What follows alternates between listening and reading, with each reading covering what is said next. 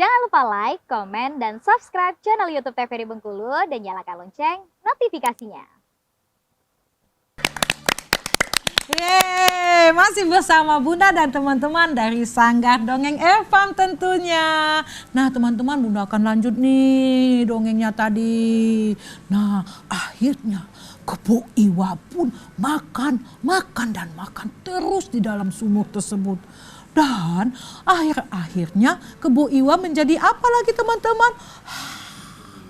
Mengantuk lagi dan Tidur di dalam sumur. Nah, ketika itu penduduk pun sudah mulai melihat ke bawah, melihat ke dalam sumur. Berhasil. Ya, berhasil. Ya, Pak Tua, berhasil kita Pak Tua. Rencana kita berhasil. Ayo kita laksanakan. Semua penduduk bersiap-siap melemparkan batu kapur yang sudah mereka persiapkan dari galian sumur tersebut. Dan mereka pun melempar batu tersebut ketika si Kebo Iwa Tidur. Dan Kebo Iwa terbangun teman-teman. Apa-apaan ini? Kalian akan menguburku di dalam sumur ini. Apa-apaan ini? Kalian jahat, kata Kebo Iwa. Tolong, jangan kali lemparkan. Kami tidak mau lagi Kebo Iwa. Dituntutmu untuk memberi makan setiap hari. Kami sudah tidak sanggup Kebo Iwa. Kalian jahat, kata Kebo Iwa. Maafkan kami Kebo Iwa. Dan penduduk pun terus melempar.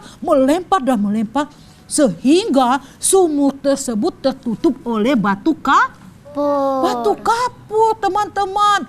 Nah teman-teman, akhirnya teman-teman, batu itu pun menutupi sumur. Dan Kebo Iwa mati, tertimbun oleh batu kapur tadi. Tapi teman-teman, karena sumur itu sudah digali, mata airnya semakin keluar. Dan batu-batu yang dilempar oleh penduduk tadi semakin meninggi teman-teman.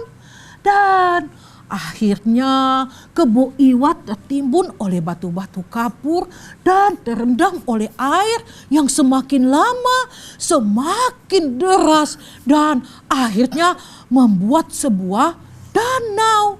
Sumur yang dibuat oleh siapa tadi teman-teman? Oleh Kebo Iwa menjadi sebuah danau yang besar. Dan batu kapur yang dilempar oleh penduduk menjadi sebuah gunung yang besar. Dan Alkisah, konon katanya dan konon kabarnya, sungai itu dinamakan Danau Batur. Dan batu kapur yang dilempar menjadi gunung itu dinamakan sekarang Gunung Batu yang ada di Pulau Bali. Nah itulah ceritanya teman-teman tentang Kebo Iwa yang tamak, ya, yang egois, mementingkan badannya sendiri, tidak memikirkan penduduk dari mana mendapatkan makanan setiap hari. Nah, dan akhirnya Kebo Iwa menjadi rugi sendiri. Dia mati tertimbun oleh batu. Nah teman-teman, makanya teman-teman tidak boleh tamak, tidak boleh egois, tidak boleh serakah. Nah, kalau tamak, egois, serakah, akhirnya rugi kita sendiri. Ya, kalau kita egois bermainnya seperti Kian tadi, kita tidak punya teman. Teman-teman kita tidak suka dengan kita. Nah, kalau kita tamak, seperti Kebo Iwa tadi, mau makan aja, tidak memikirkan penduduk dari mana dapatnya. Akhirnya Kebo Iwa kan dibenci oleh penduduk, ya kan? Iya. Nah, dan egois, dia tadi mementingkan dirinya sendiri. Dia tidak tahu penduduk betapa susahnya menyiapkan makanan untuknya setiap hari. Makanan yang begitu banyak. Dan egois itu akhirnya membuat Kebo Iwa mendapatkan musibah. Dia tertimbun oleh batu kapur, dia mati tenggelam, ditimbun di dalam sumur galiannya sendiri. Maka kerugian-kerugian itulah yang akan kita dapat kalau kita mempunyai sifat yang tamak, sifat egois, dan sifat yang serakah ya teman-teman ya. Di sini teman-teman ada nggak yang serakah? Nggak ada ya, kita nggak boleh serakah ya. Kalau kita punya rezeki, kita berbagi dengan teman. Kalau kita bermain, kita harus saling bersama. Tidak boleh egois, kita harus bergantian.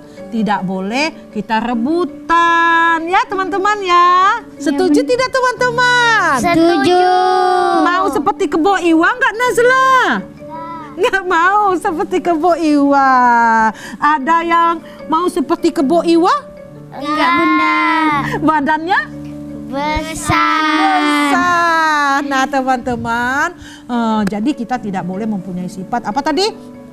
Serakah, egois, dan tamak. Ya, karena Kan merugikan diri sendiri, Bunda. iya. Nah, Bunda tanya nih, siapa nih tokoh dalam cerita Bunda tadi, Kian? Kebo Iwa, Bunda. Wah, Kebo Iwa. Nah, akhirnya kapur yang dilemparkan ke dalam sumur tadi tuh menjadi danau nih di Pulau Bali nih. Danau apa namanya? Danau Batur, Bunda. Danau Batur dan Gunung Batu. Itulah teman-teman cerita Bunda dari Tanah Bali, asal usul Gunung Batur dan Danau Batur yang ada di Pulau Bali. Hai kata, tidak terasa sudah 1 jam bersama Bunda ini dan teman-teman kita dari Sanggar Dongeng Erpam, dan tibalah saatnya kita akan berpisah. Tapi kita akan jumpa lagi di lain kesempatan, tetap di Anak Ceria tentunya.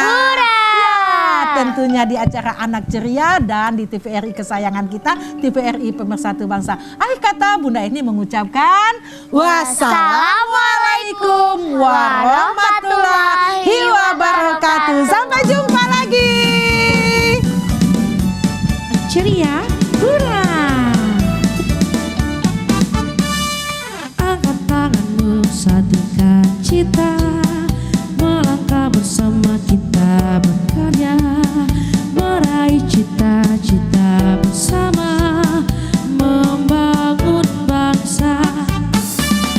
Kobarkan semangat di dalam diri, mengisi hari dengan kreasi, tunjukkan semua potensi diri agar jadi